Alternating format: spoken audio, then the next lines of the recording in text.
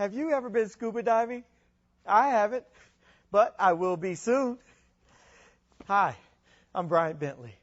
I just finished my scuba class and received my diving certification. And I've got a dive vacation planned for next month.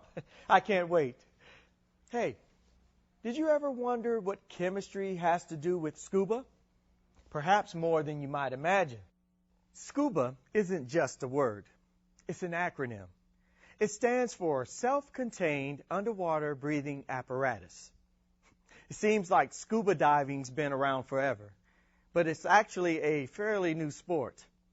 Legendary oceanographer Jacques Cousteau developed the aqualung breathing apparatus during World War II to help locate underwater enemy mines. After the war, Cousteau's invention opened the door to this increasingly popular pastime. There are several very important things a person needs to learn before they can dive. Things regarding buoyancy, pressure, temperature, and visibility.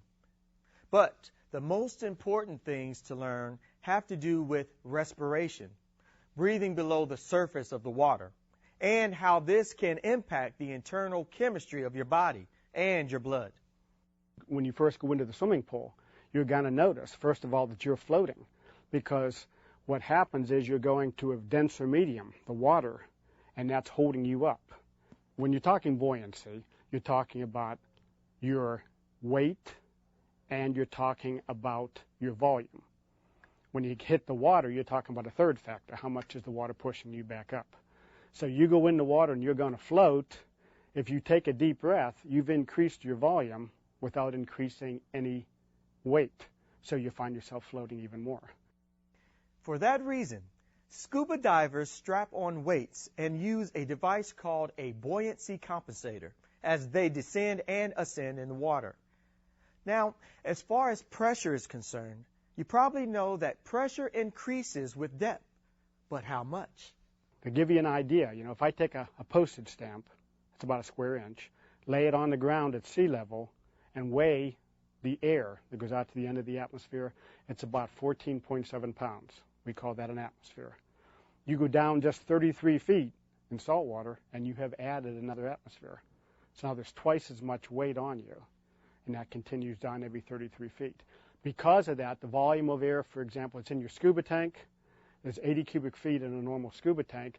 When you go down 33 feet, which is 2 atmospheres, twice as much as on the surface, now that 80 cubic feet is like having only 40 cubic feet. The reason why is, since you're down 2 atmospheres, it's going to take twice as much air to fill your lungs. This continues as you go down. 99 feet, 33, 66, 99 is 4 atmospheres because you have the one on the surface too. So now when you're down 99 feet, it's like you only have 1/4 of the amount of air in your tank. The 80 cubic foot tank only holds 20 cubic feet. So that's important to know that if you're at 33 feet, your air tank will last twice as long as it will at 99 feet. So, how does the increasing pressure impact your body, besides reducing the number of minutes of air you can breathe? Well, if you inhale at a depth of 33 feet and hold your breath while you return to the surface, the air in your lungs will double in volume. But your lungs can't expand that much, so the air would bubble into your blood vessels, perhaps causing an embolism or blockage of circulation, or even pneumothorax, a rupturing of the lungs. A couple of more pressing concerns, if you pardon the pun, have to do with nitrogen. You may recall that the air we breathe is about 78% nitrogen and about 21% oxygen. As the density of the air increases under pressure, the nitrogen begins to act on our central nervous system, like nitrous oxide or laughing gas does. Doctors kind of figure it's like a slight anesthetic that we've grown used to on the surface. But as you go deeper and it gets thicker, it starts to affect you like an anesthetic. And someplace down around 100 to 125 feet, you can start to feel really foolish. It's a condition we call nitrogen narcosis. And usually they'll describe it as a feeling of euphoria, feeling really good. You might want to take out your regulator and give it to a fish going by, or they'll joke about seeing mermaids swimming by, that type of stuff. I've got a diving buddy who says that anytime you stick your head underwater, you're getting slight narcosis. So he says every 10 feet you go, you're 10% dumber. You know? And his rule of thumb is that when you're down 40, 50 feet, even though in most instances we'll say the narcosis isn't affecting you yet, he will say, don't make any important decisions underwater. Come back up and make the decisions there. I've been doing photography underwater, and I divide 3 into 11 and come up with 16.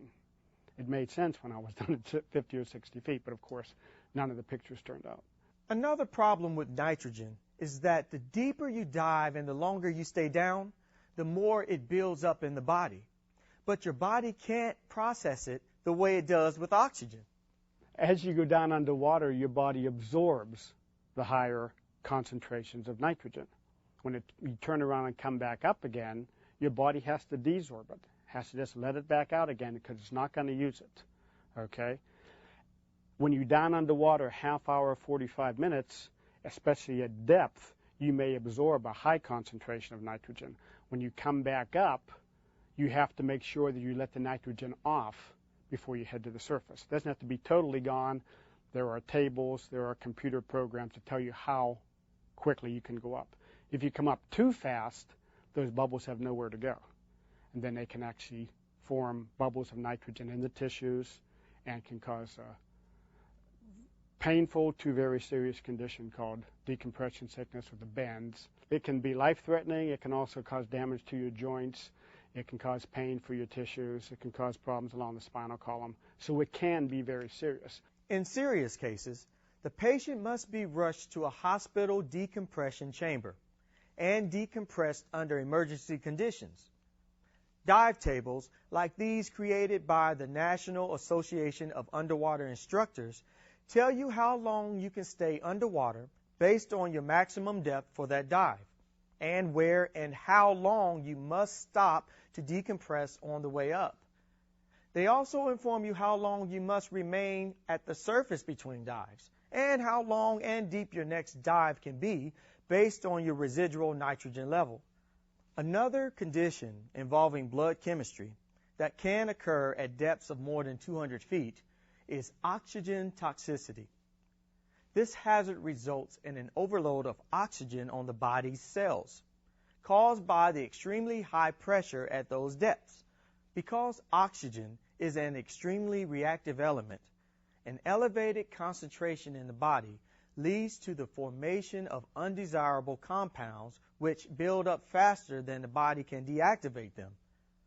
The type of oxygen toxicity that occurs at depth affects the central nervous system, causing seizures, convulsions, and possibly even death by drowning. But despite all the risks we've discussed, scuba diving is an extremely safe sport for those who are trained and who follow basic precautions. Advancements in equipment and technique and the ratio of nitrogen to oxygen in the air tanks is making scuba more enjoyable for all divers. I guess that makes me one of the 1 million newly certified scuba divers this year. Or would it be 1,000,001 including me? In any case, I plan to follow all of the safety regulations I learned in my class because I would like to enjoy this sport for many years to come. See you next time on land or underwater.